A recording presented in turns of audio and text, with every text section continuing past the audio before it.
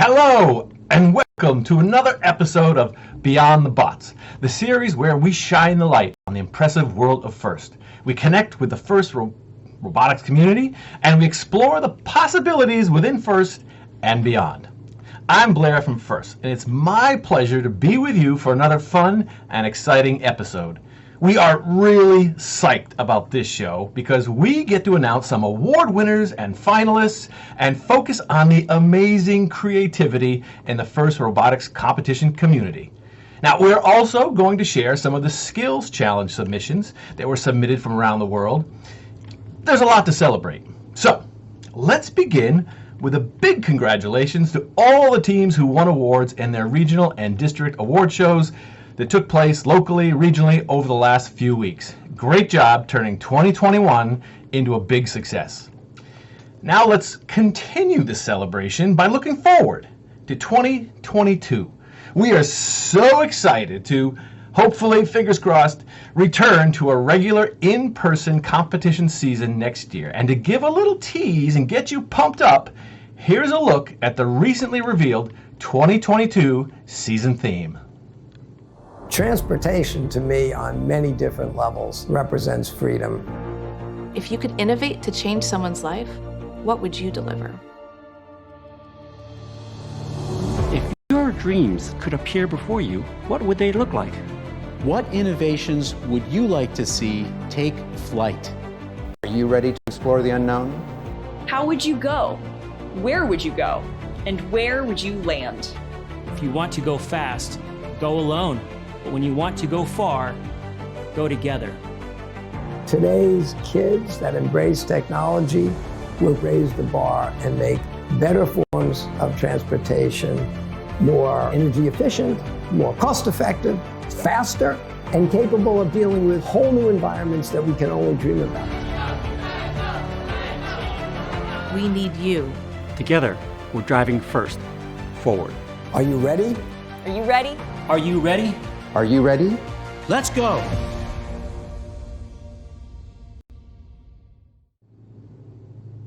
I can't wait for that season, and I hope you are as anxious as I am. Now, team registration is already open. Are you ready? Let's go. All right. As we celebrate FIRST creativity and our 2021 successes in today's show, we'd be remiss not to acknowledge the huge success that FIRST teams had in advocating for the Krista McAuliffe Silver Dollar, which is currently on sale. Now, FIRST teams were instrumental in its creation through their determined, passionate advocacy. Distribution of the coin started a month or so ago with First Lady and educator Dr. Jill Biden receiving the first coin in Concord, New Hampshire, alongside Dean and Judge Stephen McAuliffe. It features the FIRST logo, but the coin honors Krista's legacy and impact in STEM, and supports FIRST, as FIRST will receive a portion of the proceeds. It's a win-win, and more details can be found on the U.S. Mint website. Now, it's also time to celebrate all the team members who are finishing high school and moving on. Way to go, seniors, or fourth years, as they say in Canada. FIRST Seniors Week is coming right up. Beginning June 7th, we'll be highlighting our seniors in a week of fun, culminating in FIRST Signing Day with graduates from all over the world. Seniors, you are so close. And since it's graduation season, consider the FIRST store for your graduation present shopping. It's stocked with lots of great FIRST gear to celebrate your graduate's journey in FIRST. So not only will FIRST alums look cool, the FIRST logo will help you network and make new friends on campus and out in the world next fall. Now, before we reveal the 20 Game Design Challenge finalists, we wanted to honor a few other award winners and finalists for their creativity this season. These awards were presented earlier this season in their local award shows, but we want to share their success and creativity with the entire FIRST community. First up, the Digital Animation Award, which is presented by AutomationDirect.com and judged by Theory Studios. This award encourages students to cultivate skills in design and creation of animation, including, but not limited to, storytelling, creativity, use of computer software, and an understanding of the different techniques and forms of animation. The judges selected this winning animation created to address this year's theme, Quarantine Lockdown, for its great lighting and rendering, saying it is really visually beautiful. Well done. And congratulations go to a rookie team, Team 8592, Newton Squared from Reston, Virginia. Well done. Now let's check out their award-winning animation.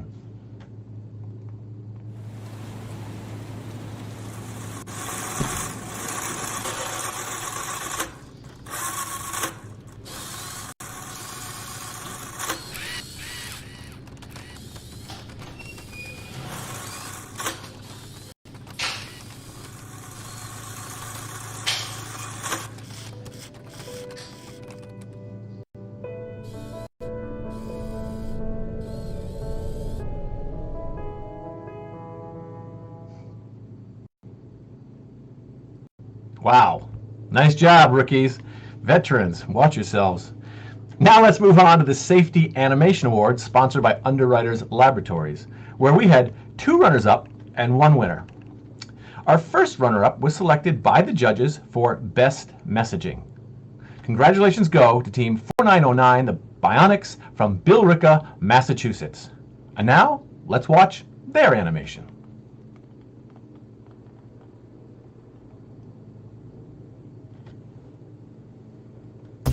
This year has brought about many changes, and with them, safety is more important than ever. Team 4909 shows consideration for all its members by making sure we strictly adhere to all COVID precautions and guidelines. We make sure to listen to each other's feelings and respect traditions. Treating all individuals fairly and embracing our differences is essential to the success of our team. Our shop is always a judgment-free zone, where safety and acceptance comes first. No matter the distance between us, we find ways to work together as a team, because together we are stronger.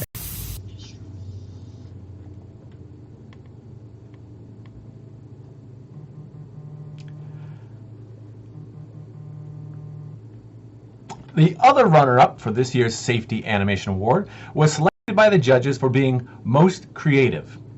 Congratulations go to Team 1711, the Raptors from Traverse City, Michigan. And now, let's watch their animation.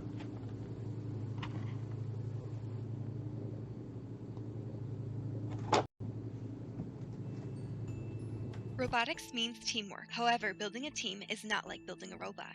Instead of metals and wires, a team is made up of people, which are complicated.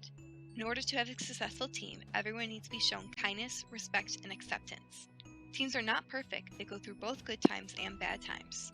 The foundation to every team is inclusivity, and everyone feeling included is the biggest challenge a team can have. If someone is feeling like an outsider, extend your hand to show them that they are welcome. Encourage everyone to share their ideas. Listen to one another. Acknowledge the problems on your team so that they can be solved. There are no limits to innovations that can be achieved when we work together.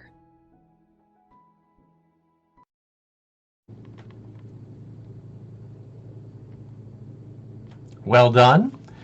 And now let's recognize the winner of this year's Safety Animation Award, sponsored by UL, whose award-winning animation was the best of the 119 submissions, all created to address this year's theme, Safety is Caring. Congratulations go to Team 6348 Prepatech, Horace from Colima, Mexico. And now, let's check out their award-winning animation.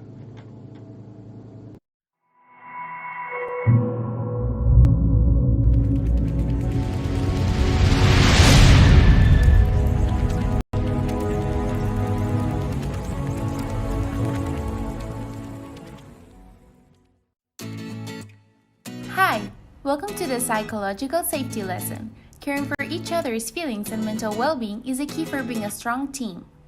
Always be friendly and respectful with your teammates. Ask them how they've been feeling during these difficult times and try to stay in touch with them, but always respecting the local guidelines established for the pandemic. Also, create a safety plan for COVID-19 and remember to use a mask. There is no tolerance for bullying or judging. While working with your team, make everyone feel included. Embrace our differences and treat all individuals equally. Remember, we are stronger together. See you later and take care this season.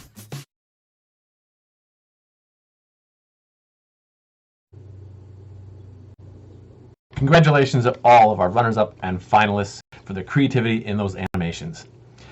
Now, earlier this week, the finalists for the first Innovation Challenge presented by Qualcomm were announced. And we'd like to recognize the 20 teams from the first robotics competition community who have successfully made it to the final round of judging. Well done.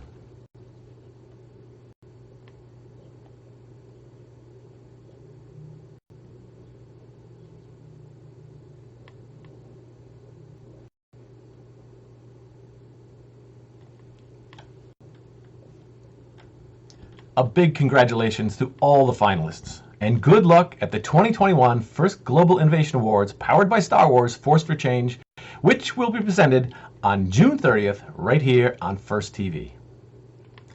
Okay, it's time for our Game Design Challenge finalists to be announced.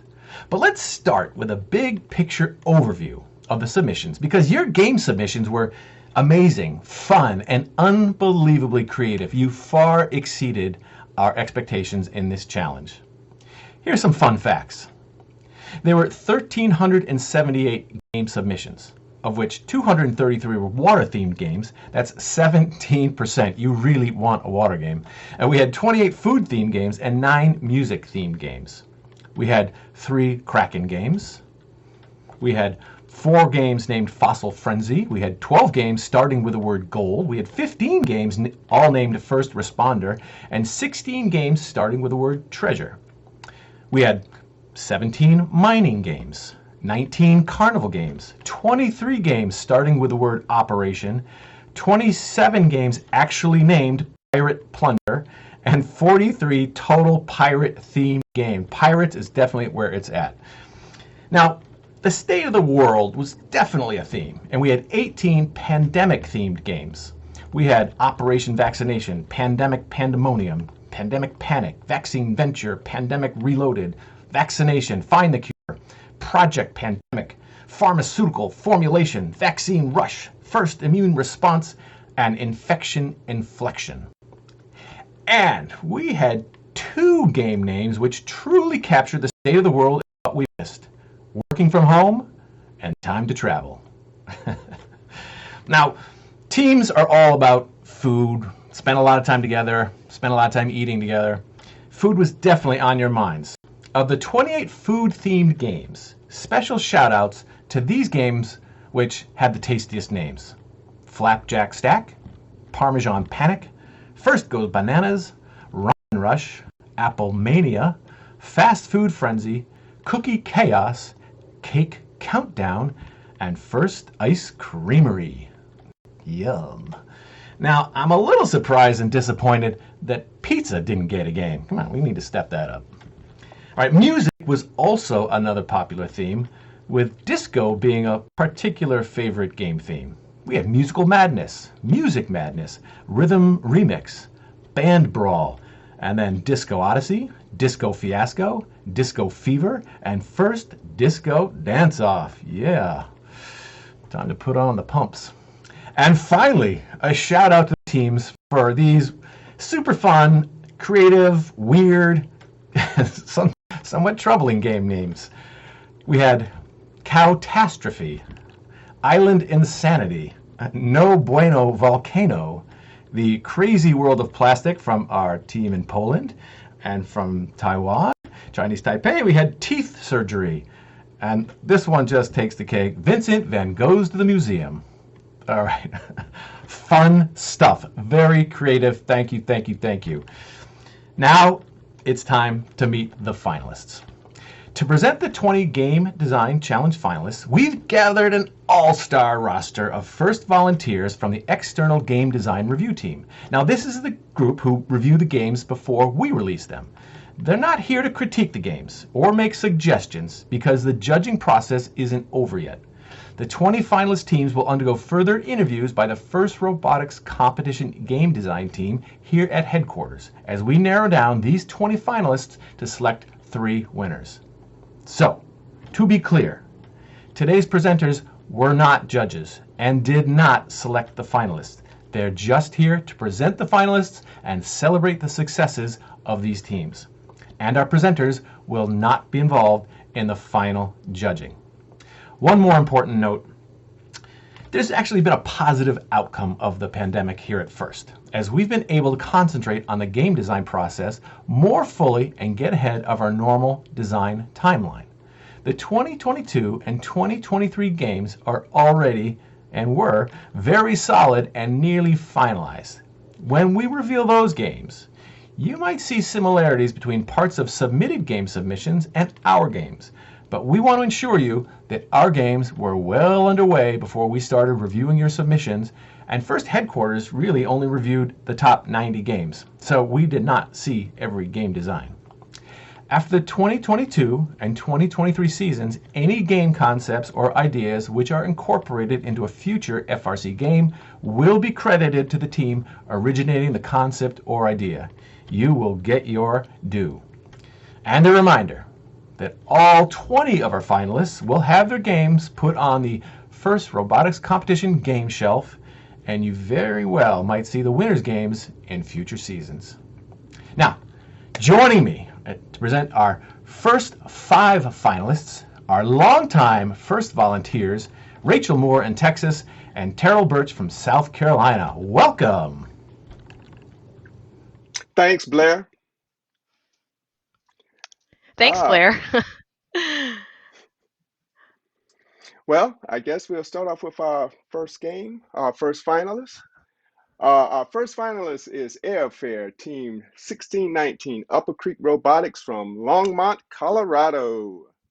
Their game is Airfare.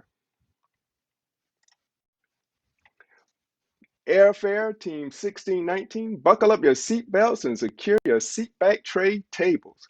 Airfare blends robotics, aeronautics by presenting a bird's eye view of the intricacies of air travel to a wider audience. An inside look at the workings of an airport and the tower. Teams attempt to score the most points moving bags and cargo while communicating with the air traffic control tower to make the correct approach. Welcome to Upper Creek Robotics' 2021 Game Design Challenge Submission, Air Affair. 2 alliances of ground crew must prepare the airport for operations using their robots to send transmissions to the control tower, place baggage into stowage, and ensure the approach indicator is displaying the correct pattern for incoming air traffic. Robots start the match in contact with the initiation line. Teams may preload 1 transmission and 1 small or large baggage. Robots operate autonomously for the first 15 seconds of the match. During this period, robots attempt to cross the auto line, score transmissions in the 4 available goals on the control tower, and place baggage into stowage. Drivers then control their robot for 2 minutes and 15 seconds of teleoperated time. Transmissions and baggage are collected from the field or from Alliance loading stations. Game pieces are driven across the airport where baggage is placed in stowage, and transmissions are scored in low, mid, or high goals in the control tower. During qualification matches, a ranking point is awarded if a team can successfully establish communication by scoring a transmission into each goal twice. In the last 30 seconds of the match, a randomly assigned pattern will appear on the approach indicator pattern display located on the control tower. Robots must then race to copy the pattern into the approach indicator, using the colored approach indicator cubes from their loading stations. During qualification matches, a ranking point is awarded if an alliance can successfully copy the pattern displayed. The alliance who has scored the most points by the end of the match wins. Good luck, and we'll see you at the competitions.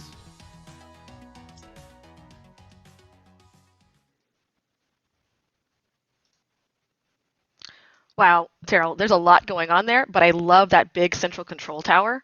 And it looks like there's a lot of opportunities for specialist robots in this game.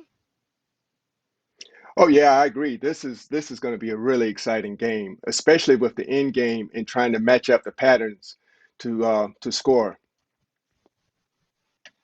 Yeah, and I think all those really brightly colored game objects are going to really pop on the field. Although I think that like most of them look about the same size, so maybe it is easier for robots to manipulate do more than one function. Oh yeah, I agree. And and it's really going to be tough to scout out this game and come up with strategies. There's going to be so much going on and so many different things happening. I think it's really going to be exciting. For sure. All right, are you ready to see our next finalist? Yes, I can't wait. All right, congratulations to Team 4488 Shockwave from Hillsboro, Oregon for their game Chain Reaction. After a natural disaster releases a toxic hazard, alliances must work furiously in the first chemistry lab to create a cure and save First City. This team did not have a video submission, so I'm going to give everyone a brief walkthrough of their game. In Chain Reaction, teams play on a standard-sized FRC field. Chemical game objects are commonly available red, white, or blue inflatable rubber balls with a 9.5-inch diameter. The game has a 15-second autonomous period, then 2 minutes and 15 seconds of teleoperated, where the final 30 seconds are an in-game period. Each alliance has 3 beakers on the field and a decontamination zone located at both ends of the field. Teams can shoot into their beakers from anywhere that is not a protected zone. In Chain Reaction, robots collect and analyze chemicals in their corresponding beakers. Different sequences of chemicals may be combined by robots in their mixers to trigger different reactions. Reactions may provide additional chemicals in the lab or increase the potency of chemicals in the beakers. Chemicals used in the mixer will be dispensed into the crucible by pulling the mixer chain. Robots can collect chemicals from the cabinet via the human player. At the end of the match, robots rush to the decontamination zone and pull the distribution chain to save the day. Robots which climb on the distribution chain and maneuver to be at least partially supported by the upper decontamination zone will earn more points. So Tara, let me just say, I love these beakers. It's a really beautiful field to look at for both the drivers and the audience. Hey, the beakers are a really different twist. I don't think we've ever seen anything like that before. And with this field being wide open, it's going to be a lot of robot interaction. So it'll be a lot of excitement. Yeah. And I think that the game objects are really bright, and I always love it when game ob commonly available for all teams to get access to. Oh yeah, and again, that's going to make the pace really fast for this game. You know, nothing in the middle to slow them down, no obstructions, and plus you got a clear line of sight across the field. I think this is really going to be exciting. For sure, I agree. All right, Terrell, are you ready to introduce our next finalist? All right, our next finalist, Rainforest Resupply, Team 33 Killer Bees from Auburn Hills, Michigan. And Rainforest Resupply, Team 33. Experience a day in the life of rainforest explorers. You'll work with 2 other adventure crews to feed fruit to toucans, sloths, and monkeys in the trees before nightfall. And please don't forget about the hungry tortoise. All right, let's get to their video. Yes. Welcome to Rainforest Resupply. Let's go through a day in the life of the rainforest explorers. You will work with 2 other adventure crews to deliver fruit to the monkeys, sloths, and toucans in the trees before nightfall. In this resupply game, you switch what trees you receive points by changing the chameleon to your alliance color. In the morning, the teams start holding 2 fruits on their corresponding alliance color line, and all team members must leave the campsite before the buzzer. The animals are extra hungry in the morning, so points are doubled. The center chameleon starts as your color, and you will attempt to autonomously claim the other 2 trees as your own. If your team leaves the campsite, claims 3 trees, and scores at least 1 fruit, your team will receive 1 ranking point. Make sure the chameleon matches your color before you deliver the fruit to the animals. Don't forget, you can only hold 2 fruits at a time. Off-site explorers can resupply the fruit via the catapult delivery stations.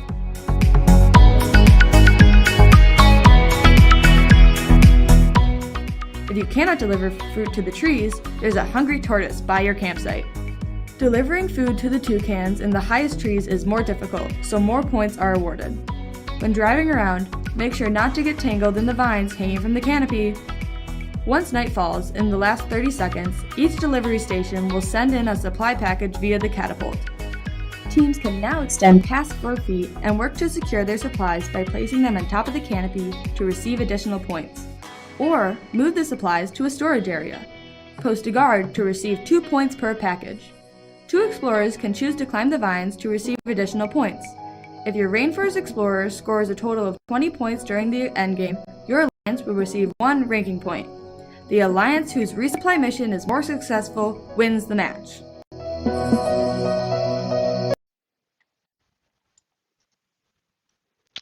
All right, Terrell, I love the jungle theme. And how did you not want to feed those hungry toucans? I know. It looks like they eat a lot of fruit, you know. And plus, I really like how you can switch with the chameleon, and you have to make sure that you don't feed your opponents toucans. Yeah, absolutely. And teams are going to have to be really smart with their design to both be able to climb those vines in the middle of the field and not get tangled while crossing. Oh yeah, oh definitely. And and the strategies that would have to be worked out with this game. I'm just like, oh my God, my mind is already starting to spin on the different things that these teams could do with this game. It's pretty good. I agree. Are you ready for our next one? Yes. All right. Congratulations to Team 1318 Issaquah Robotics Society from Issaquah, Washington for their game, Operation Outpost. Scientists in the jungle at First Outpost prepare for the upcoming storm by stocking up provisions in their tree houses. All right, let's see the video. Welcome to the FRC game, Operation Outpost. We found that there are often storms in the First universe, and the scientists at First Outpost want to prepare. Using robotic transport vehicles, scientists collect and store provisions while navigating the jungle. Transport vehicles go through a 15-second autonomous period, where a ranking point can be earned with sufficient scoring before scientists take control. Teams can score provisions by either shooting them into the two upper goals of the treehouse or by rolling them up a ramp and into the hollow, which utilizes chains. A novel component of the field rests at its center, the jungle. The jungle is an obstacle course arranged in a lattice pattern with a combination of vines, rubber tubes suspended by chains from a truss, and bamboo rods, vertical posts attached to the floor, that obstruct the transport vehicle's path. Additionally, there are line-specific zones in the jungle that lead transport vehicles directly to their tree houses from their loading zones. The sound of thunder signals the beginning of the endgame, where robotic transport vehicles must climb the vines to escape the impending storm.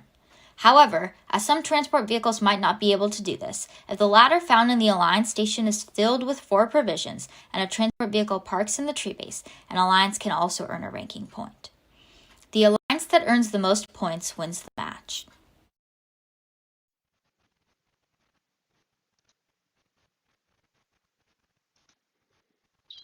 Wow, those tree houses look like so much fun. And if First does this game, I already want to know if volunteers get to take them home at the end of the season. Oh, I know. Put one in my backyard. You would have so much fun because I believe we'd have to be watching the volunteers sliding down the slide, especially those pesky referees, because you never know. We're going to have to invent a new card for sliding down the slide if this game comes to fruition. Yeah, and I love that the jungle in the middle of the field is both an obstacle during the match, and then teams have to come back and hang from those vines. And like the vines are a very kind of different dynamic. They use the chain for that movement, but then you're actually climbing on a large solid rod, I guess is what it looks like. Right, and I think it's going to take a whole different skill set on. We've never seen this before, and I think that's going to be really interesting. Especially, scoring and doing the end game. Mm-hmm. All right, Terrell, are you ready for our next finalist? Our next finalist is Ranger Danger, Team 2630 Thunderbolts from Emek Hefer HaMerkaz, Israel. Ranger Danger, Team 2630. Climate changes have caused wildfires all over the jungle and burned it down. Team must come together as rangers in order to restore the jungle and ensure a better future. All right, let's watch their video. Team Thunderbolts 2630 presents Ranger Danger First Robotics Competition Season. Climate changes have caused wildfires all over the jungle. Teams must come together as rangers in order to restore the jungle and ensure the safety of the planet. Teams will need to collect leaves, hang them on the tree. Teams may also make chains of leaves to create vines. After teams successfully restore the jungle, they'll have to escape before the wild animals arrive. Robots start on their Alliance's hill. Teams may preload 1 leaf per robot. Additional leaves are available near the driver's station walls and in each Alliance's loading station. At the start of the match, the tree sides will be randomized. Each alliance will have 3 sides. The first 15 seconds are autonomous. Robots will run pre-programmed code, get off the hill, and try to score. During this period, points will be doubled. In the next 2 minutes and 15 seconds, human operators remotely control their robots. Each robot can hold 1 leaf at a time. Robots can hang leaves on the various tree hangers. Teams also have the option to hang leaves on the branch and continue to hang them on each other. Each alliance will have a sprout. When the robot hangs this game piece on an alliance's vine, points for the leaves above it will be doubled. At the last 30 seconds of the match, robots will have the option to park on the hill or climb up the cliff. The alliance that scores the most points wins the match and restores the jungle. So this is a really impressive video. The theme is really well thought out. It looks great. And it looks like the game objects might be able to be made by teams at home. Exactly. I agree. This game is different. I really like the layout, and especially the sprout multipliers during the end game. Yeah, and I think it's one of those game objects that I see at first glance and I get really kind of intimidated, like, ooh, how are teams going to actually do that? But at the same time, actually there looks like there's some really simple ways to score them too. Oh yeah, exactly. And with the randomization of the lights and the end game with the climbing of the cliffs, I think it's really going to make building a robot to play this game and actually coming up with different strategies for this game is really going to make it really interesting. Yeah, and it would be very exciting to see what teams come up with to solve some of these challenges. I have some ideas myself, but I'm sure that we would be blown away by the team's creativity if they play this game, right? So Terrell, I had a great time introducing these 5 finalists with you today. Hey, same here. It was a blast. We got to do this again. For sure. All right, back to you, Blair.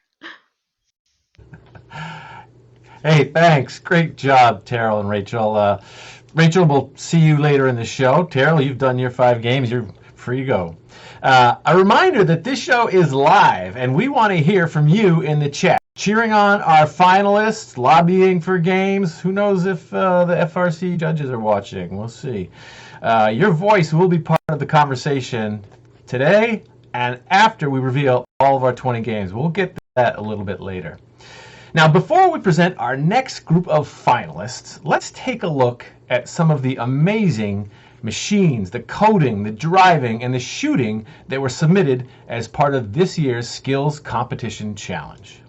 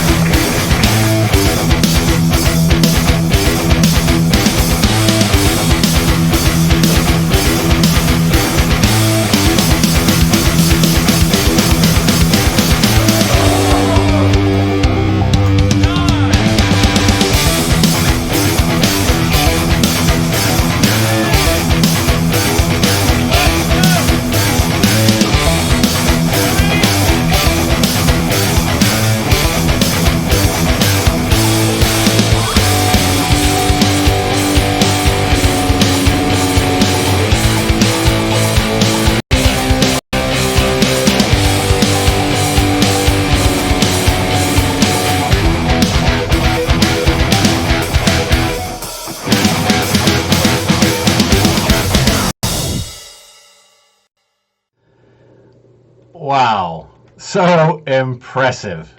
They make it look easy. My jaw was dropping, and I'm sure yours was as well. Really nice job.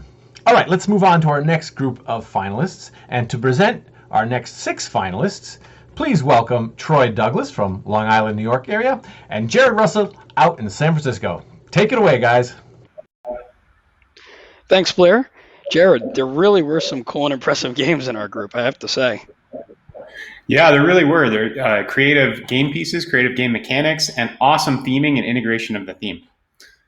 So why don't we get right to it and take a look at our first finalists? Sounds good. We have Team 2370, the iBots from Rutland, Vermont, and their game, Hive Mind. So in Hive Mind, robots buzz around the field, filling the hive with nectar and making honey, and then every match ends with a bloom. Let's take a look.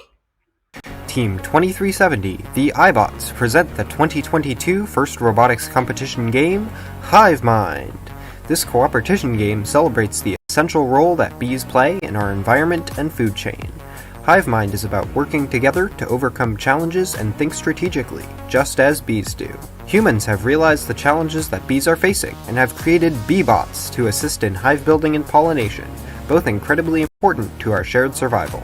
To create Hive Mind, we watched the live stream of the first game design team, we looked at past FRC games, and created a cohesive, effective process. Next, we created a list of game mechanics and their pros and cons, then broke into teams to develop game ideas for our 30 unique themes. Our team spent weeks polishing the ideas, and we voted on the top 2. Our 2 sub-teams presented their final game design and voted to select the best option, Hive Mind.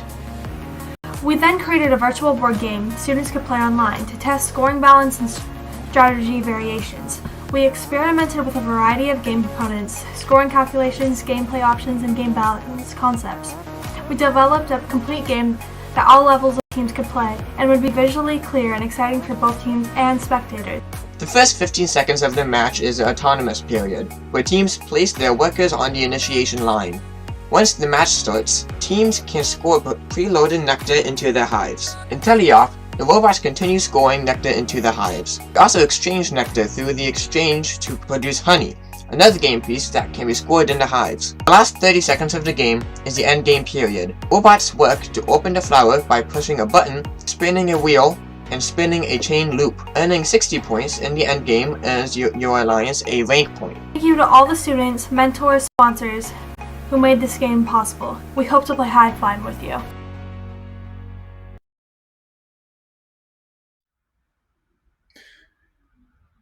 So there's a lot of cool stuff to look at in that game.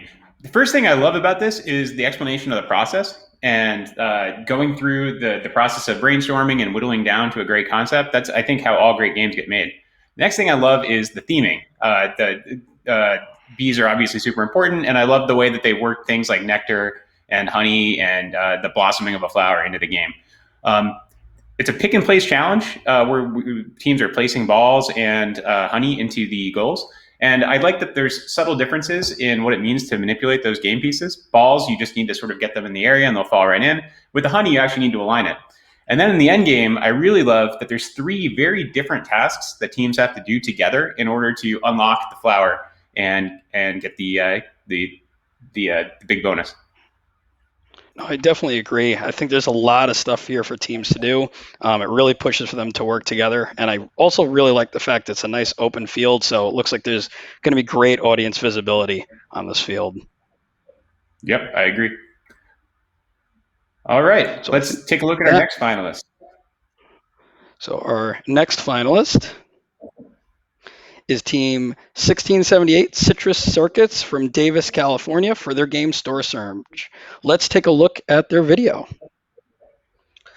Storm Surge. To protect First City from the impending hurricane, teams must race to collect and upload critical weather data, as well as escape the surging floodwaters. Now let's take a look at their video.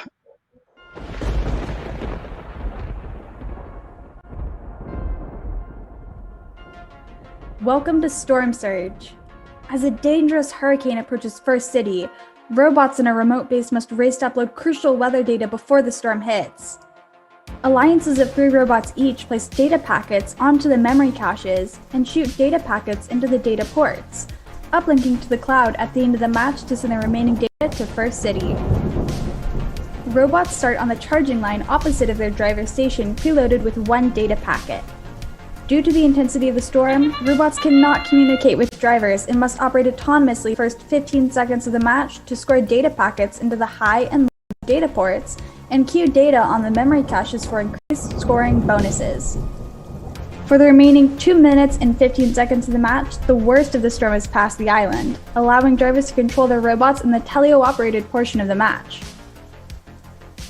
Data packets can be retrieved from the transfer stations adjacent to the driver stations and then placed on one of 2 memory caches matching the Alliance's color, or scored in the high and low data ports. Data packets placed in the memory cache will reward additional point bonuses for the next data packet scored in the data port. Alliances will be awarded 1 ranking point for uploading a specified number of data packets to First City. Near the end of the match, robots will race to their upload stations to send a final wave of data before the storm hits. Alliances gain points by parking at the upload station and will be awarded additional points by uplinking to First City using the uplinks. The alliance with the highest score at the end of the match wins. Storm into action in Storm Surge.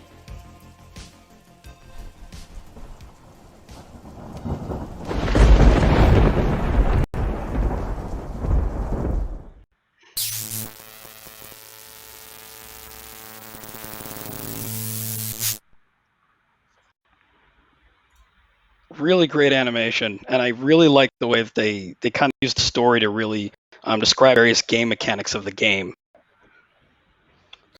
Yeah. I also really like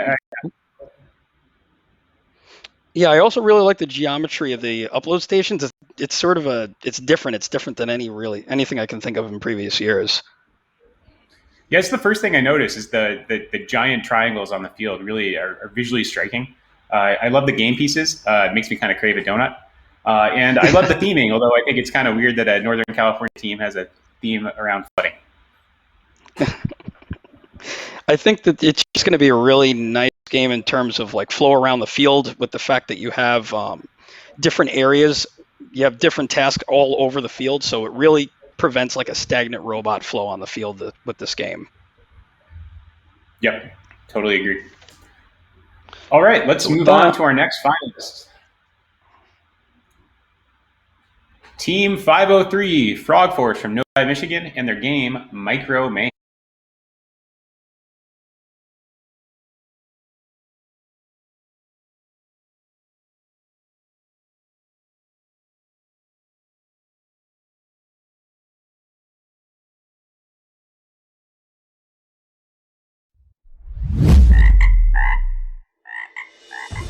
Caught in the middle of its amphibian-saving research, the Harvey supercomputer experienced a severe power surge, causing an imminent overload and corruption of its data. FRC teams must send their microbots into Harvey to establish a connection to the network hub using data links, transfer gigabytes from the cloud to the nodes, then trigger the reset relay to recover the system.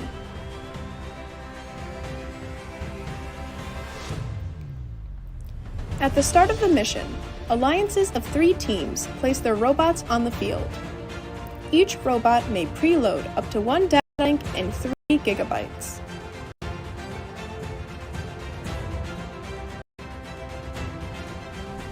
During the 15-second autonomous period, robots can cross the initiation line, transmit the data links to the network hub, and score gigabytes of data in nodes. Data links delivered to the network hub are attached by the human player to enable nodes. The more enabled nodes an alliance has, the more data they can save. Once the autonomous period ends, robot operators must navigate to their cloud over the ramp to secure more gigabytes. Throughout the teleop period, the alliance with the lower score may take a shortcut to their cloud by maneuvering under the bridge. Robots will continue to score gigabytes in nodes throughout the match. During the last 45 seconds of the match, Harvey will overload, releasing gigabytes all over the field. Robots must save as much data as they can before rebooting the system by climbing the reset relay. The alliance that saves the most data wins the match.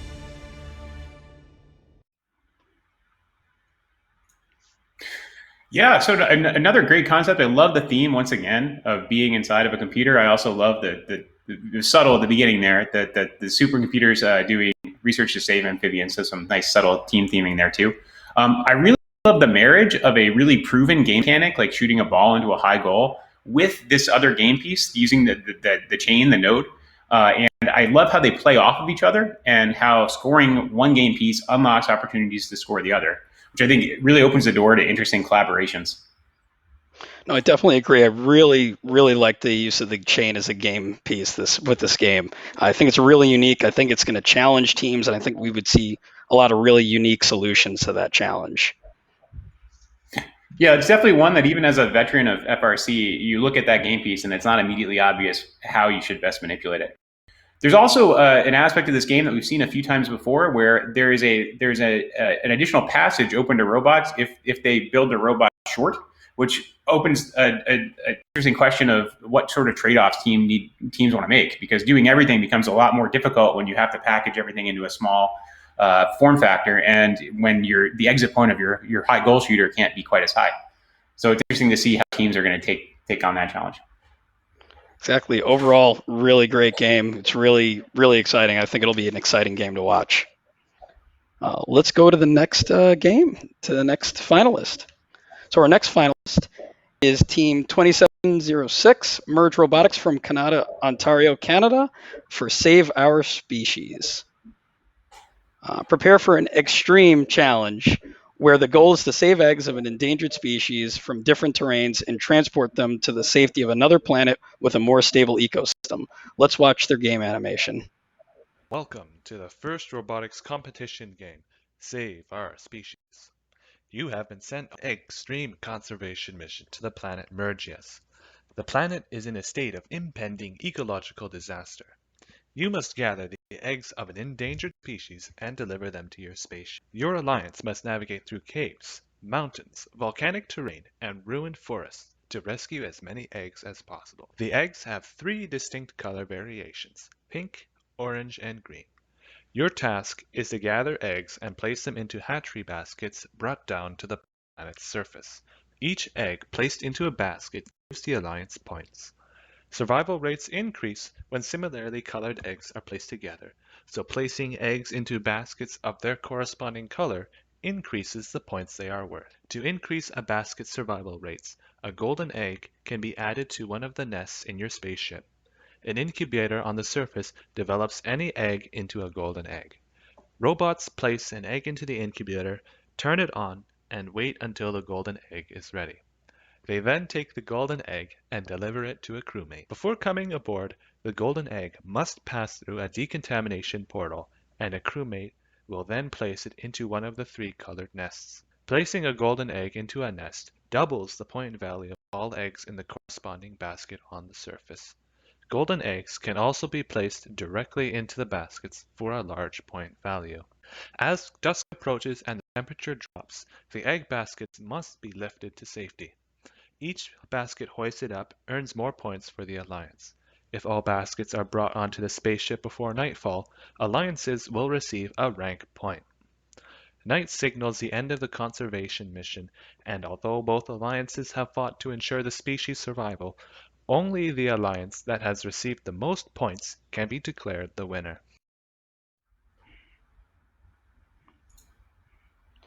So with this game, I think one of the most striking things really is the uniquely shaped game piece. I can't think of any other game that has a game piece with that shape, and I think that'll present a nice challenge to the teams in that it's a completely new task for them to do.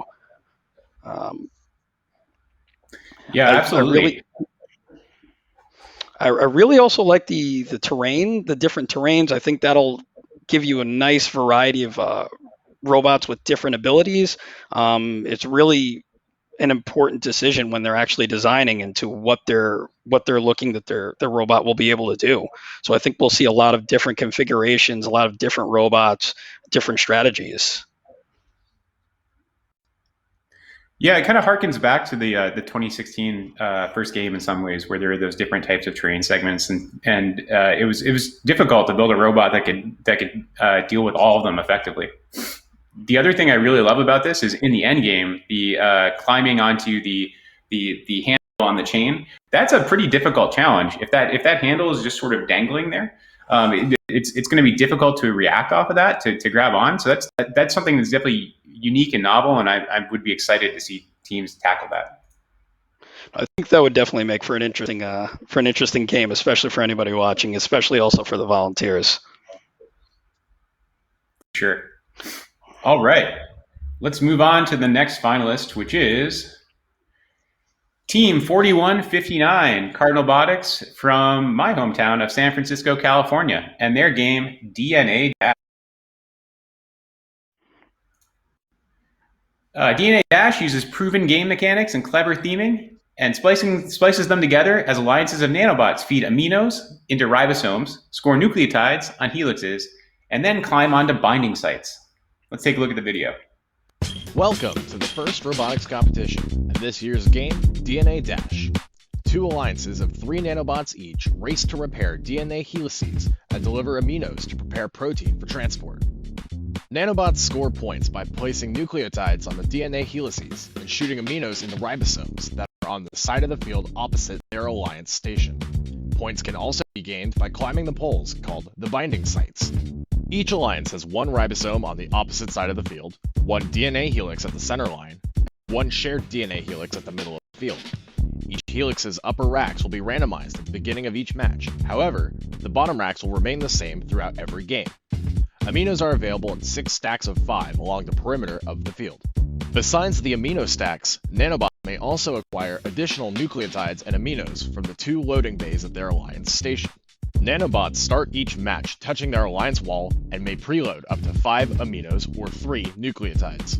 During the first 15 seconds of the match, nanobots will run autonomously, crossing the autoline, feeding aminos into ribosomes, and matching nucleotides to illuminated colors on the helices will grant points to robots.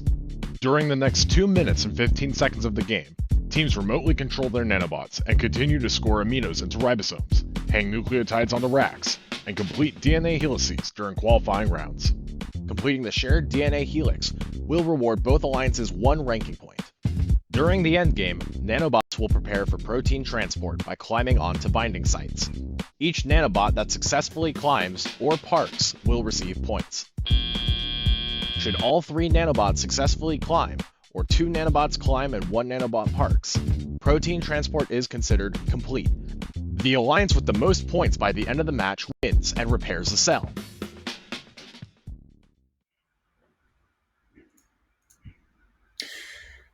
So once again, look at the great integration of the theme into the game.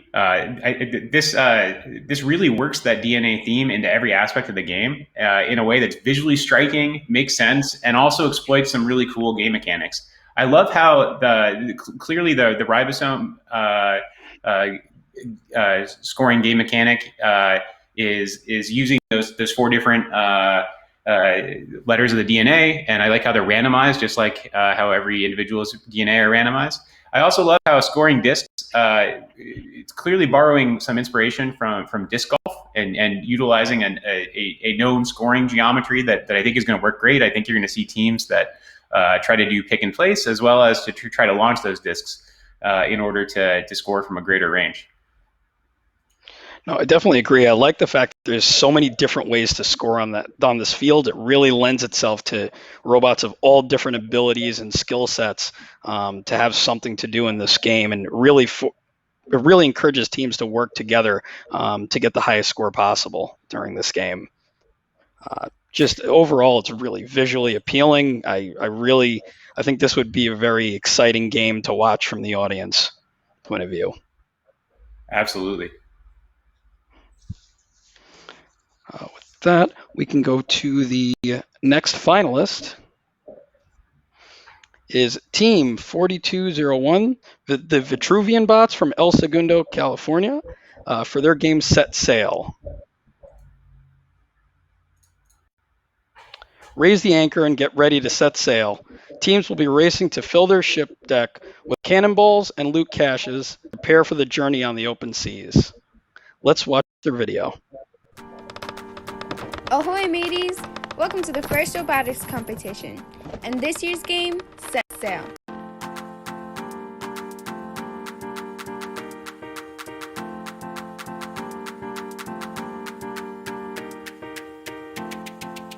In Set Sail, alliances of 3 teams race to collect cannonballs, capture loot caches, and move them onto their ship. At the end of the game, robots race to the deck of their ship to raise their anchor and hoist their sail before time runs out. Alliances start on the deck line and may be loaded with 1 cannonball. At the beginning of the match, alliances gain points by leaving the deck line, scoring cannonballs, and capturing loot caches to bring onto their ship. Alliances receive 1 rank point if 2 loot caches are brought on their ship at the end of Autonomous. In the 2 minutes and 15 seconds of teleop, drivers take control of the robots. Teams continue to score by retrieving cannonballs from the piles located in the center of the field and scoring in the inner, outer, or lower goals. After human crew members secure enough cannonballs in their ship's brass monkey, alliances may activate a cannon bonus. For the next 20 seconds, cannonballs scored in any of the 3 goals are worth as much as the inner goal. In addition, teams may capture loot caches and bring them onto their ship. But watch out! The opposing alliance is allowed to take your loot caches and bring them onto their ship before time runs out. In the final 30 seconds of the match, teams race to get on the deck of their ships and will attempt to hoist their sail and raise their anchor for additional points. If alliances are also able to secure 14 cannonballs in their brass monkey, they will gain a ranking point at the end of the match. Every loot cache and robot on your deck at the end of the match will give you bonus points. So gather your crew and prepare to set sail. Wow. So first I have to say, I really like the use of claymation in the video. I know it's definitely not easy to get it done and to have it. I know it's a lot of work to get it right. So I have to say, nice job on that. I think the loot caches will lead really to some exciting and interesting gameplay. The fact that they can be taken from other teams, and so I think you'll see a lot of offense and defensive strategies based on when it occurs during the game. I also really like the use of the cannonball bonus, and I think that'll also lead to some really interesting strategies about maybe when to activate it during a match to get the most benefit out of it. Yeah, definitely. Some really cool stuff. And I totally agree. That animation was super cool. I love seeing that this team literally built their game. I think that the design of the goal is very clever. There's 3 different tiers of scoring, but the way that the goal is built harkens back to like aspects of. It reminds me of sort of like in miniature golf when you try to get the one hole that's going to put the ball in the end, but if you miss, it goes somewhere else. So that's pretty cool. I also I love the return of the dragging the goal around the field. Way back in the day, there were some first challenges where that was an aspect, but it's been many years since we've seen that dynamic play out, and I'd love to see that in the modern era of FRC. No, exactly. I think overall, again, it's been 6 great games just overall, just in total. I wish I was still on a team. I'd be excited to play any of these games. Yeah, I agree. I'd want to play all of them. Well, thanks, Jared. It's been great. Great job to all the teams. And now back to you, Blair. Hey, great job presenting, you both. Nice job, Troy and Jared. What a variety of games you guys had, from DNA to the species to setting sail, and the claymation. I was kind of waiting for like Wallace and Gromit or Mr. Bill to make a cameo, but maybe in the next one. All right, we've seen 11 games so far, so we're a little over halfway through. But before we present our next group of finalists, we want to acknowledge the truly international nature of this year's competition and the first robotics competition. Overall, we had teams compete from 30 countries. Now here's a short trip around the world to see their stuff.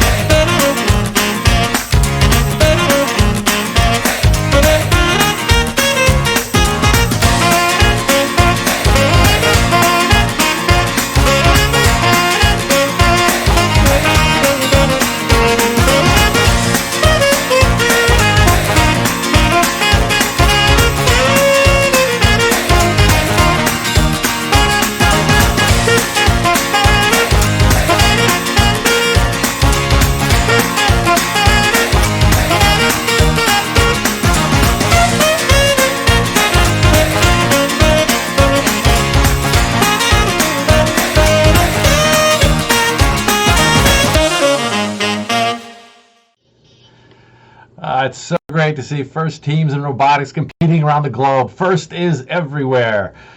Nice to travel again, too, from the comfort of home. To present our next group of finalists, please welcome longtime FIRST volunteer Hasan Bilgin from Istanbul, and we welcome back once again Rachel Moore in Texas. Thank you, Blair. Wow, Hasan, I'm super excited to see these games. All right, let's get started with our next Game Design Challenge finalist. And Rachel, they are from Pennsylvania, United States. Congratulations, Team 4342, Demon Robotics. Game name is Harvest. Robots works to harvest and store hay bales in the silo and barn. And let's watch the video. Welcome to the 2021 FIRST Robotics Competition, and this year's game, Harvest. Controlling futuristic farming vehicles, two alliances work to harvest and store hay bales to support the world's growing population. Vehicles traverse the field, harvesting hay bales and storing them in the silo and barn. At the end of the day, vehicles must return to their solar charging stations. Each alliance has a silo made up of 5 pallets, a barn, and a charging station. Hay bales can be harvested from the haystack in the middle of the field and from 4 loading stations. Vehicles start against their alliance walls and may be preloaded with 1 hay bale. During the first 15 seconds, vehicles score autonomously by crossing the auto line and placing hay bales on the pallets or in the barn. During the autonomous period, all scoring is doubled. For the next 2 minutes and 15 seconds, teams take control of their vehicles to continue scoring by filling the silo and barn. Additional points are scored for every completed pair placed in the barn. Points can also be scored by hoisting pallets off the wet ground. An extra 2 points are scored for every hay bale on a hoisted pallet. Alliances may earn a ranking point by hoisting a total of 3 full pallets. Near the end of the match, vehicles must return to their alliance charging stations, scoring points by climbing as high as possible. Teams may score an additional ranking point by scoring at least 18 climbing points. The alliance that earns the most points wins the match.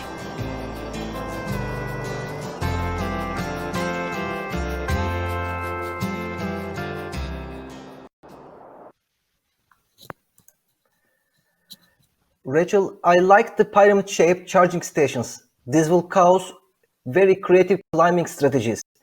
Also, vertical and horizontal placement of hay bales through barn, helping teams to focus on different types of mechanisms. Yeah, I really love this game theme. The video is super immersive in that cornfield. It's got a very chill vibe. One thing I really like is that the silos are very visually appealing, and I think that it's really neat how the action is spread out over the whole field, and that the teams and audiences will be kept busy kind of tracking where everything's being scored on the field. At the silo, using chains to hoist stocked hay bales, nice action for audience. Also design less audience to see other side of the Silo 2. Hay bales created from 5-gallon buckets, so probably teams will use them after the season to store some stuff. Yeah, I also really like the covered 5-gallon bucket game object. If we look back to power-up cubes, they held up really well and they looked great on the field and they ended up being really useful for teams afterwards. All right, let's announce our next finalist.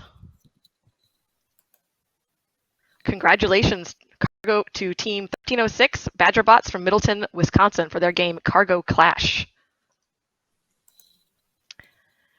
In Cargo Clash, competing shipping companies race to import packages and deliver them to loading bays. Welcome to Team 1306's game, Cargo Clash, presented by Badgerbots. Two rival shipping companies, Rapid Express Delivery, Red, and Best Loaders Universal, Blue, compete to see who has the best fleet of package delivering robots. During the 20-second clock-in period, robots can be preloaded with up to 2 packages and have to work autonomously to exit the starting zone and deliver the packages to loading bays. During the 130-second workday, companies earn instant points by delivering packages to cargo ports. Additionally, when a package is delivered to a cargo port, the company claims that port, which will earn them passive points. The large loading bays ports are worth more points, but watch out, the opposing company can deliver a package through one of your claimed cargo ports in the large loading bay to claim it for themselves. After the workday, there is a 30-second clock-out period. During this time, robots have to package themselves at their company's shipping site. The more efficiently the robots store themselves, the more points they earn. Good luck, companies, in Cargo Clash. Hassan, that's a pretty cool field layout. I can totally see teams able to build this at home too, which is great. I think that the neat dynamic about this one is that large loading bay that's in the center of the field can be scored on by both sides, and I really think there's going to be some cool face-offs between robots and opposing alliances trying to target the same opening and like creating some really exciting dynamics. Yes, large loading bay ports will change possession if the opponent team scores, and at the small loading bay ports, opposing teams can change the damage. So I guess score will be very dynamic during the game. That will excite teams. Yeah, and the end game is a really neat twist on traditional climbing end games, and I think there's some cool possibilities for teams to get some really high scores. Yes, at the end of the game, more compact robots get more points, which will change the way teams think for end games. Also, they have opportunity to wheels off the carpet, maybe by climbing to walls of shipping sites. Yeah, all around this game has some great opportunities for teams of all skill levels to compete. All right, Hassan, who's our next finalist? Rachel, our next finalist is Team 341, Miss Daisy from Pennsylvania, United States. 6 robotic bee drones must collect nectar and combs for food and try to save their hive. And let's see the video. Welcome to the Team 341 game design, Hyper Hive. Worker bees are beginning to disappear, and the first hive is in dire need. Beekeepers have deployed 6 robotic drones onto the field in order to save the hive. Drones must pick up and collect nectar by shooting it onto a Velcro surface and pass combs to their alliance beekeepers for linking. Drones start inside one of the auto boxes with either 15 nectar or 1 comb. For the 15-second autonomous period, drones score while staying on their half of the hive. The 2-minute and 15-second teleoperated period then commences as drivers navigate their drones through the hive, pick up nectar from the dispensers, and score it on the goals. Each honey dispenser holds 6 combs for drones to pass to the beekeeper. As the beekeeper receives combs, they link them in the comb chain on the side of the field in order to rebuild the hive. They can also score them in the reserves behind the driver's stations. When an alliance scores 7 rings, the goal flips, allowing the robotic drones more space to collect and score nectar. As the match timer dwindles down to 30 seconds, drones speed to the inner hex and climb the bars in order to take flight and save another hive. The alliance with the most points at the end of the match has most effectively fortified the hive and wins it all.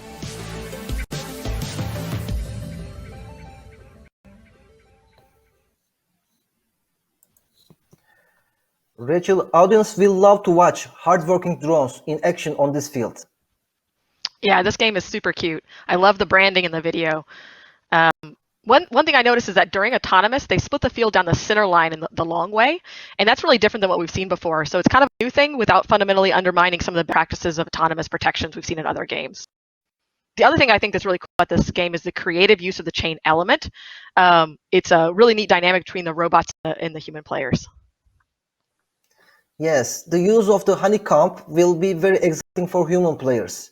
And I think we also need to mention about 750 nectars, actually tennis balls, will be introduced into the field at the course of the game. It will definitely look more fun than actual tennis matches. One neat feature of the scoring for this game is that if both alliances score 7 comps on creating chains, they are all getting 1 ranking point. This is definitely encouraging teams to cooperate. The alliance with the most points at the end wins the match and has successfully become ready to thrive. Nice. I like what you did there. Wow, Hassan, we had 3 great games in this group. Back to you, Blair. Great job. Thanks. Fantastic animations, all 3. Like really, really well done. Well, we've made it through 14 games now, so we've got 6 left. And after we announce those 6, I'm gonna let you know how you can get in on voting for your favorite game. So don't go anywhere. Pay attention. Get active in that chat. We've got 6 more remaining. So 14 big congratulations so far. But before we present our last group of finalists, we want to honor all of the human players who were tasked with endlessly chasing power cells and loading robots for their video submissions. We definitely put you to the test this year.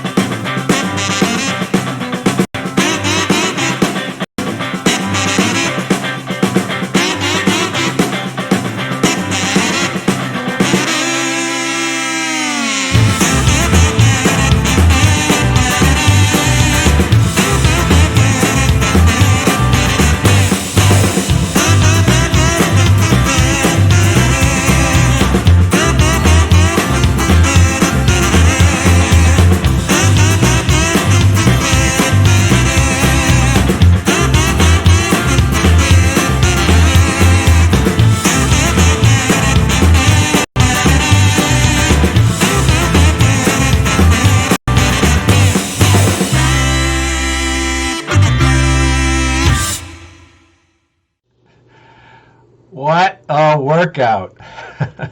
All right, to present our remaining 6 finalists, it's time. Please welcome Liz Smith out in Indiana and Karthik Kanagasabapathy from Ontario, Canada. Thanks, Blair. All right, Liz, I am like super pumped right now because we've seen like 14 great games. Well, we got 6 more here, and there's a lot of cool stuff going on. And there's it's just, the creativity of the teams to come up with these new concepts is really nice. They took some really bold risks, and I am ready to see everything else we got going. So, Liz, what do you have for us first? Yeah, I'm super excited for this. Okay, let's start with our first finalist. Our first finalist is Linked Together, designed by Team 2451, the Wired Cats from Atlanta, Georgia. A blizzard is coming. Robots arrange flares and trade for camping gear needed as they climb the mountain summer before it's too late. Here's their video explaining more. Welcome to the Concept 2022 First Robotics Competition and this year's game, Linked Together, presented by Team 2415. 2 alliances of mountaineers are stranded atop First Mountain. They must arrange flares to signal for rescue, retrieve their camping gear, and climb the mountain, all before the next blizzard sweeps through. Flares are 8-inch diameter, 10-inch tall, hollow PVC tubes that are available in either middle depots or alliance depots and are scored on each alliance's low, medium, and high communication array poles for 3 points each. Robots start at the base of their mountain and may be preloaded up to their maximum capacity of 2 flares. During the first 15 seconds of each match, driver vision of the field will be blocked by a waning blizzard, so robots must be controlled using either autonomous code or manually using a vision system on the robot. During the blizzard period, alliances earn points for exiting the base of their mountain and receive a 2-point bonus when scoring flares. Drivers then control their robots for 2 minutes and 15 seconds of teleoperated time, continuing to place flares on their communication array poles and exchanging flares for their alliance's camping gear. Each alliance has 2 camping gear on opposite ends of the field that cost 6 flares apiece, and once thrown on the field, the camping gear are scored based on their final resting place. Alliances have the opportunity to earn 2 more ranking points, 1 for having all 3 robots climbed at the end of the match, and 1 for having both camping gear on the field. In the final 30 seconds of the match, robots race to summit the mountain and escape to the safety of an awaiting helicopter. The alliance that earns the most points wins the match.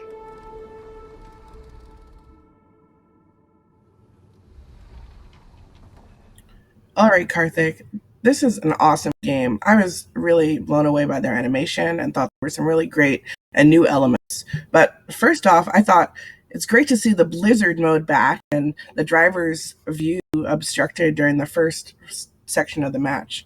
I thought that was a really successful element in 2019, so it's really neat to see that rethemed in this game again. I think that worked pretty well in 2019. I think the teams liked the challenge, so I thought that was neat that they brought it up. I'm most intrigued by the game piece, the flare, because it's not a traditionally symmetrical game object. You have to reorient to score. And if you think of the hatch panels, which had a similar characteristic, they came upright to you in the right orientation. So when you were moving across the field, and very few teams picked them up off the ground. These ones you're going to have to reorient. So that's a big challenge for teams. Yeah, you're right. And it is not easy to reorient a game piece in your robot or with an arm. You have to really think about that as you're going through that design challenge. Another thing that stood out to me was this giant incline in the middle of the field for the end game. The team described it as a 71% grade. That is really steep for teams to be climbing on at the end of the match. Yeah, that is a wild incline. We've seen what 15-degree inclines have done to teams. 30-degree inclines have just ended up with so many teams on their back like a turtle. Man, there's going to be a lot of Tortugas going on in this one. But it's a big challenge. It's a new challenge for teams, and I really enjoy that. With the camping gear, that's a pretty big ball, and it doesn't have a goal to land it. It's just where it's positioned on the field. So there's going to be some interesting dynamics at play there. So, when you have a 2-game piece game, you have to have different strategies to work all that together. But I think these flow really well together. So I think, what we got here is a fantastic game. And you know what? I'm ready to go camping. Let's do it, Liz. Let's get going. I agreed. This game was great. So Karthik, how about your first game? What's that all about? Oh, okay. Well, this game is fantastic. Introducing our next finalist. It is Team 694 Stoypulse from New York, baby. And their game is Rhythm Remix. And Trey said nothing, because he's locked in the field remixing the beats and chords to the randomized tempo in the location-changing goals and mini-bots. Right, there is some really neat dynamics, things we haven't seen before, but let's learn how Rhythm Remix is played. Welcome to this year's first robotics competition, Rhythm Remix. 2 bands of 3 teams share a concert venue, scoring beats into high and low goals, while keeping up with the tempo to perform the best song. Each band has a high and low goal at the venue corners. At the start of the match, scoring beats in the high goal will be worth more points. During the match, after a band plays a certain number of notes, the point values of the high and low goals will switch regularly, following the tempo. Bands will need to follow the tempo to know which goal is the best one to score beats in at each moment, and to keep track of how many more notes will switch the point values of the goals. Teams begin on their stage and may preload up to 7 beats per robot. In the 15-second intro of each match, robots move autonomously to score beats into the goals on their side of the field. For the following 2 minutes and 15 seconds of teleop play, the high goals change positions. The red high goal will be inside the blue low goal, and vice versa. So fans must be careful not to miss beats when scoring into their high goals. A missed beat could be an off note, scoring in the low goal for the other band.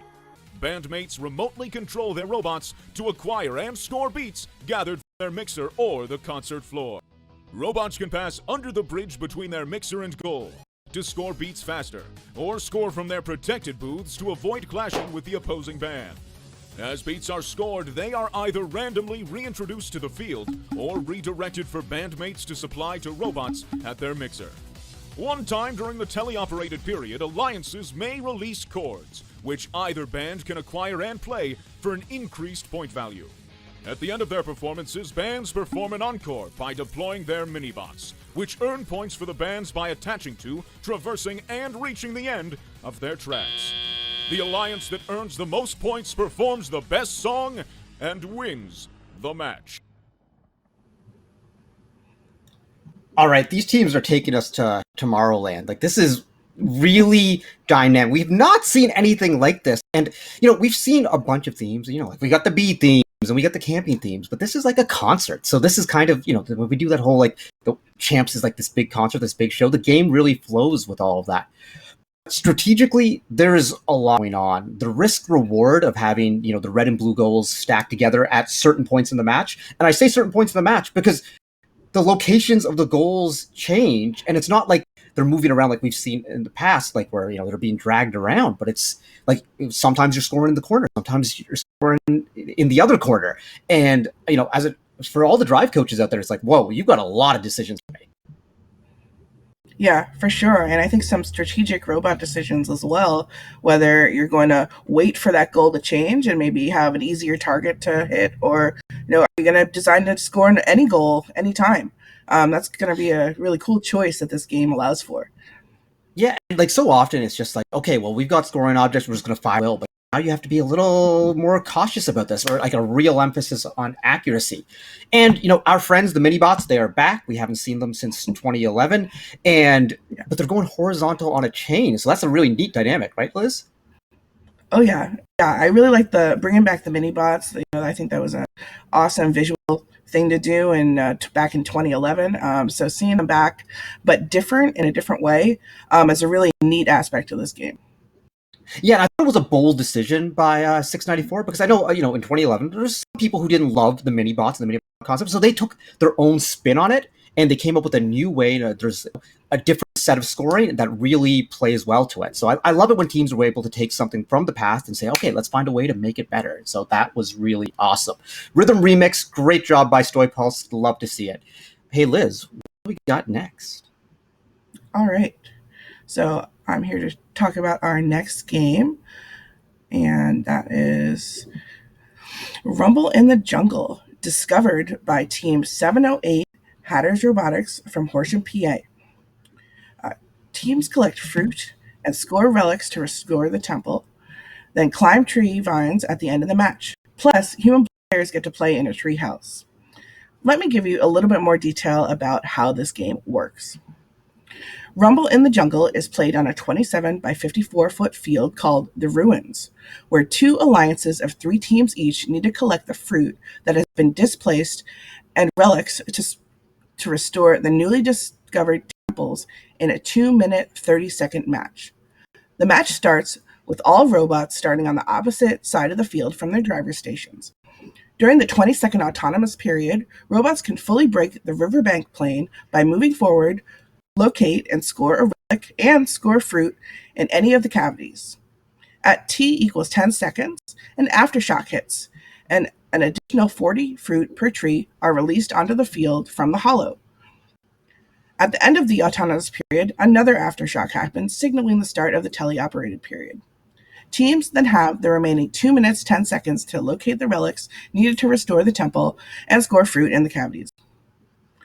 While restoring the temple, once 6 relics are placed or the temple is restored, point values for fruit change, and the teams will need to think strategically if restoring the temple or collecting fruit is of more importance.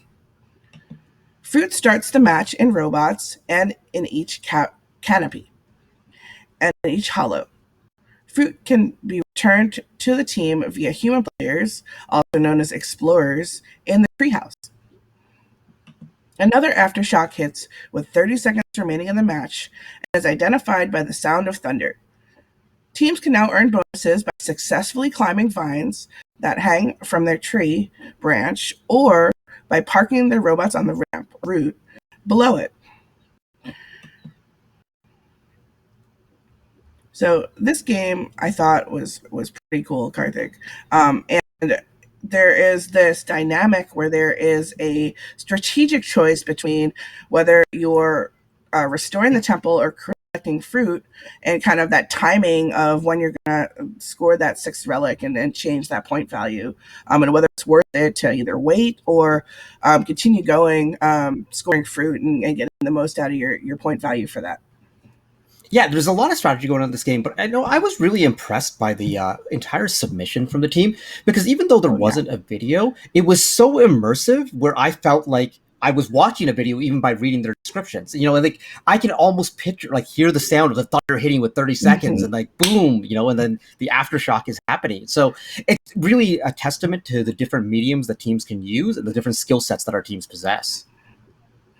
Yeah, I agree. And this team submission, they really focused on the feasibility of the field elements on the playing field. I think these definitely could be real. And, I could see this tomorrow on a real first field being built and teams playing on this playing field right away. Yeah, and this is one of those fields, if it was revealed at kickoff and like the curtain comes up and the lights come up, everyone would be like, whoa. So, and say that with a lot of the great games we've had, because the teams have had some really striking visuals and branding, so it's really been special. Oh yeah, for sure. Plus, there are bridges in the center of the field again. That's also another cool element I thought about this game, where teams have to actually choose how to cross the center of the field, and which way they're going to go, and choose their pathway in order to traverse the field. And I like the 2012 throwback with that too, Liz, because the red, white, and blue bridges in the same sort of layout. That's it's fun. Yeah. Throwbacks are fun. It is. Okay, Karthik, how about your next game? What's that about? All right, our next finalist, it's a doozy. Let's take a look, and it is team number 900, the Zebracorns from Durham, North Carolina, with their game Farming Frenzy. A new twist on scoring. Points are scored based on the state of crops in silos and markets every 10 seconds. Bonuses for simultaneous passes of crops through the mills. All right, folks, you got to watch this video because there is a lot going on in this game, and they've really redefined some of the paradigms that we've been used to. So let's take a look at Farming Frenzy from Team 900. Welcome to Farming Frenzy, presented by the Zebracorns. A storm is brewing, and two alliances of farmers must race to deliver crops to silos and farmers' markets, process crops in mills, and fortify the silos, all before time runs out. Each alliance has 3 home silos, each of which is centered in its own plot. Crops are available to be stored in the silos or in any of the 3 neutral farmers' markets, which are suspended from the truss. Crops are also available in grain beds along the sides of the field. Above the truss are 5 additional mills. Robots are set on the field along the Alliance Station wall with 1 preloaded crop. During the first 20 seconds of the match, robots are controlled in the autonomous period using pre-programmed instructions. During the autonomous period, robots earn points by cultivating plots and scoring crops into their alliance's silos. For the next 2 minutes and 10 seconds, teams then enter the tele-operated period, where robots work together to fill silos with their crops, deliver crops to the farmer's market, and process crops through the mills. Alliances can earn points for having either a majority or a minority in any given silo or market. To have a minority, a silo must contain at least 1 crop of that alliance, and to have a majority, the majority of crops in a silo must be of that alliance. Every 10 seconds in the match, the field is inspected and scored. During inspection, alliances earn points for their silos or farmers' markets in which they have a majority, every silo or farmers' market in which they have a minority, and for every plot they are cultivating. Either alliance can also gain points from mills. There are a total of 13 inspections during the tele-operated period. Robots can also score points by sending crops through the mills from the opposing alliance's side of the field. Robots gain bonus points for scoring in mills simultaneously, and can earn a ranking point for scoring 45 points in the mills. At the end of the match, robots rush to secure their silos by placing a slab on top. Robots can also earn extra points for collaboration when placing their slabs. Alliances that have all 3 slabs on their silos by the end of the match earn a ranking point. When the match is over, the alliance with the most points wins the match.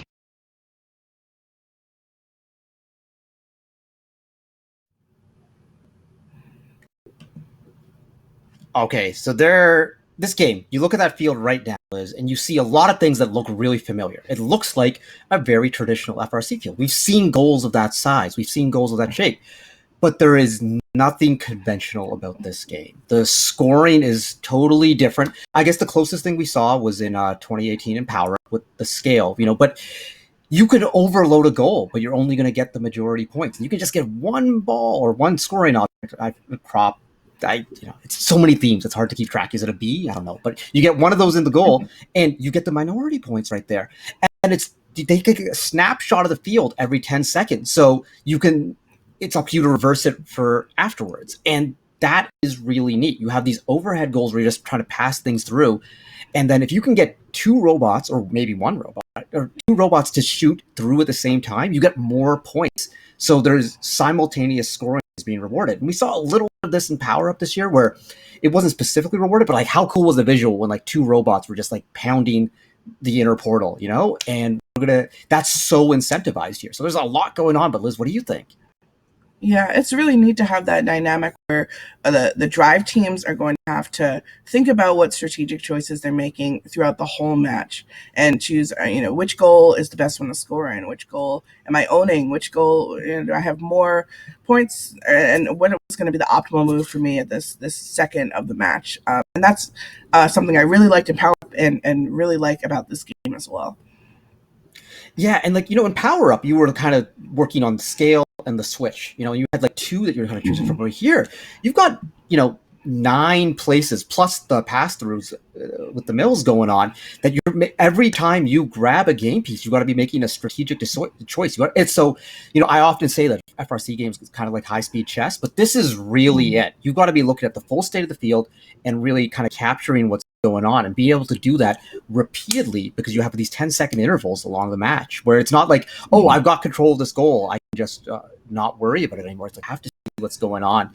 And I know Liz, and we kind of went back and forth on this. You said there was kind of like a little bit of a throwback to Triple Play in 2005, which I often talked about the paintball effect, where you go down and you score one tetra, and you come back on the field. It's like, oh, the entire state of the field's changed. We got to adapt, and that's going on here, right?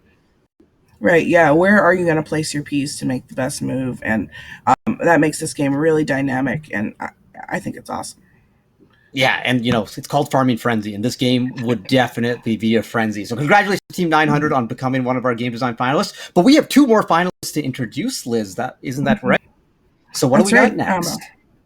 Okay, well, our next finalist, the game name is Operation Radiation, designed by Team 3061 Husky Robotics from Naperville, Illinois. It is the future, and there's a cyber attack on the nuclear facility. Teams must transport fuel rods to enclosures and lower the temperature with coolant. Teamwork is required for the chain-linked evacuation point climb at the end of the match. Let's check out their video.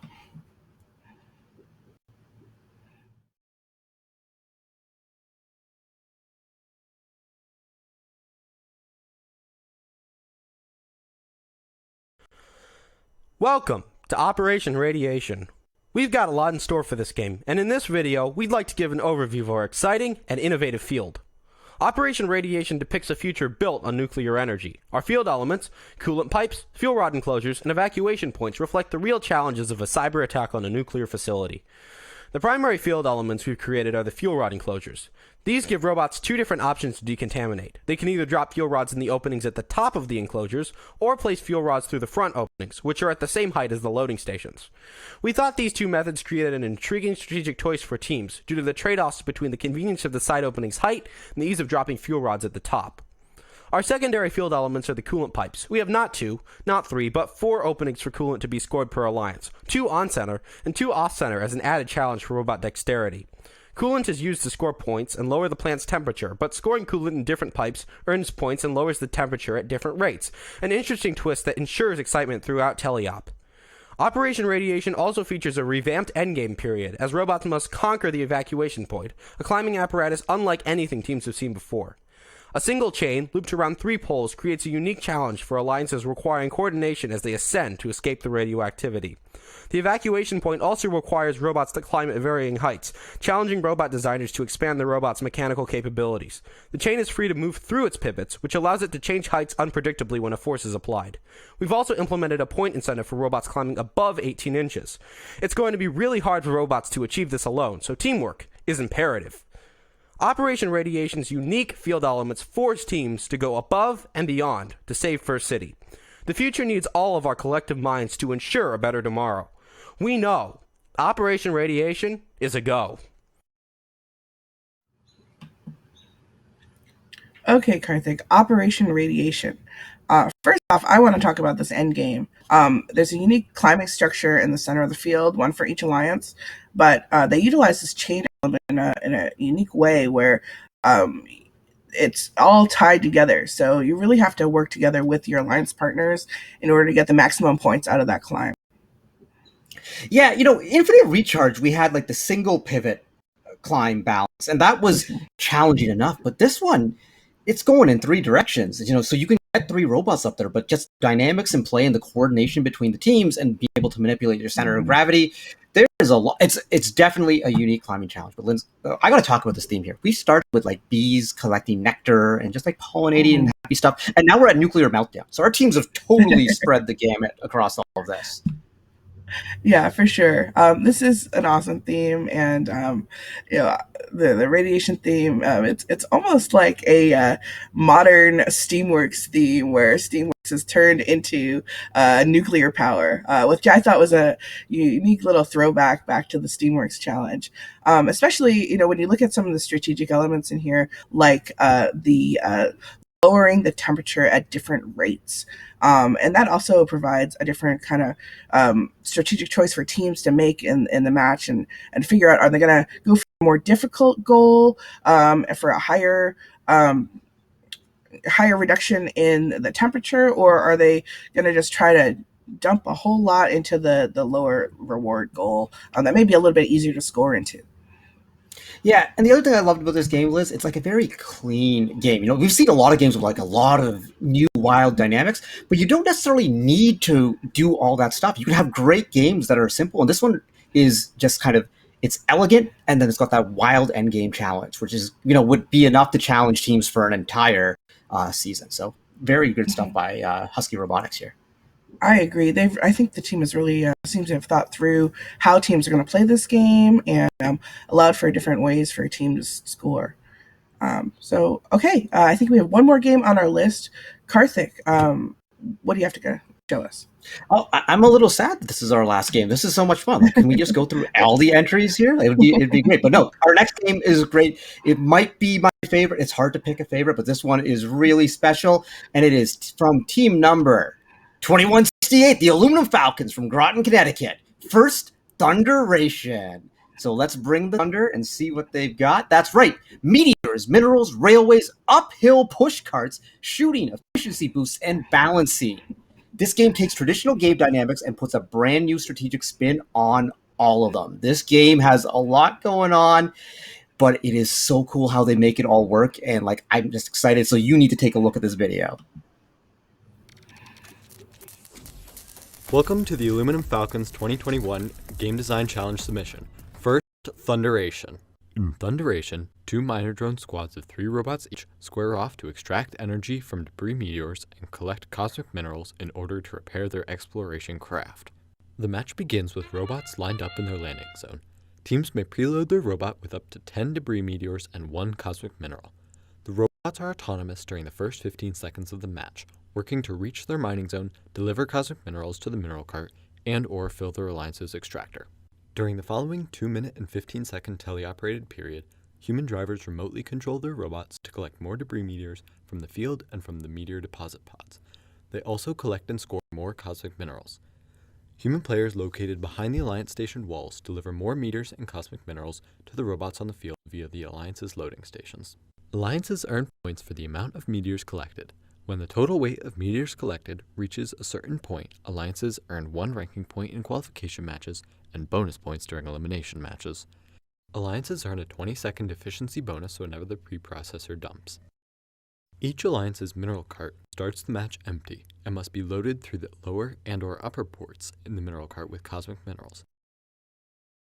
An alliance must deliver cosmic minerals to the mineral cart and deposit the minerals in the collector bin located at the perimeter of the field to score points. Alliances deliver cosmic minerals by pushing the mineral cart up the hill and dumping the cart's contents. Teams successfully delivering 14 cosmic minerals to the collector bin will earn 1 ranking point in qualification matches and bonus points during elimination matches. Be careful, the cart left to its own devices will roll back down the hill. At the end of the match, alliances can score 5 points for parking in the platform zone, 15 points for contacting the platform, and 30 points for having at least 1 robot on a balanced platform. Good luck, and we hope to see you on this field someday soon. I want to see teams on this field someday soon because this game has so much going on, and it's new stuff like that rail car dynamic where it's for a ranking point. Teams could easily just say, "Oh, I'm just sticking away from that." But if you really want to go for that, it's something we haven't seen before. You've got to load it up and score the unique game piece, but then you've got to make the motion happen. And the dynamic field is what really, really gets me excited here. Yeah, I agree. And the way they built some of these field elements, I watched that video multiple times trying to see how that rail car worked. And I think teams would do the same thing, trying to, figure out exactly the optimal way to interact with that rail cart and get their points and work their way towards that ranking point. And then, they've taken a shooting game, but they, with I forget the exact title for it, but like the bonuses for scoring at certain times and releasing it, the efficiency bonus, that really changes the dynamic because it's not just a shooting game, it's a strategic shooting game. Yeah, there's definitely a risk reward kind of payoff there with the timing and the scoring and trying to add on some of those bonuses in their scoring layout. And then something that's been kind of common from all our teams, they've really tried hard to come up with a new twist on endgame. And look at this twist right here. That balancing, we've seen balancing before, but the balancing with the ramps and then the gap, how teams could possibly get beached in there. There's a lot you'd have to think about. And I could just picture, I like to picture these games of what it would look like if I'm watching for the audience. And everyone's eyes are going to be focused on there. But at the same time, there's going to be rail cars moving and you're watching teams try to balance and there's efficiency bonuses going on. It's just going to be like, whoa, like Thunderation, like I am all in for this. So this was a fantastic game.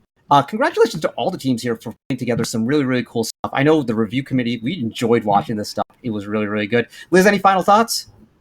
Oh yeah, I had so much fun watching all these videos, looking at all these games, and great job to all the teams. It was amazing. Yeah, congratulations to the teams on being named finalists. Good luck with your judging. And we're going to throw it back to our buddy Blair. Blair, take it away. Thanks, Karthik. Wow. Thank you and Liz for a great presentation of those 6 games and everything from beats to blizzards to cosmic minerals. Man, ran the gamut. You're right.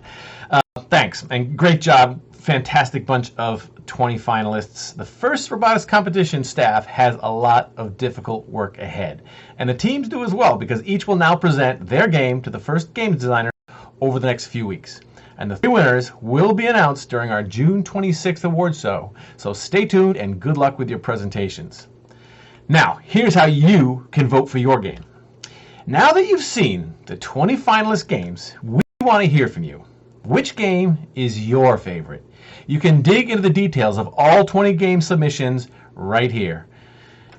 And after reviewing the games, cast the vote for your favorite. Then during the culminating award show on June 26th, our season celebration, we'll crown the Community Choice winner, which comes with nothing more than bragging rights, which are huge in the first community. You all know that. So you get some bragging rights on the first Community Choice Award. So a big thanks to all our presenters today for helping to announce the finalists and to all the judges for reviewing all 1,348 games. Lots of fun, lots of creativity, so many great fresh ideas or retakes on older ideas. Truly impressive. Congratulations to all the finalists. We've got a couple more award shows coming up to close out this season here on First TV, so mark your calendars for the June 26th First Robotics Competition 2021 Season Celebration Award Show and the 2021 First Global Innovation Awards powered by Star Wars Force for Change on June 30th. I'm Blair from First, sending out a final congratulations and thanks to all of our amazing teams, students, mentors, and coaches for being so creative, for rising to the Game Design Challenge, and persevering during this difficult season. Thanks again to our guest presenters, Rachel, Terrell, Troy, Jared, Liz, and Karthik, and to you for watching. Be well, be first, and we'll see you again in June. Have a great day, everybody.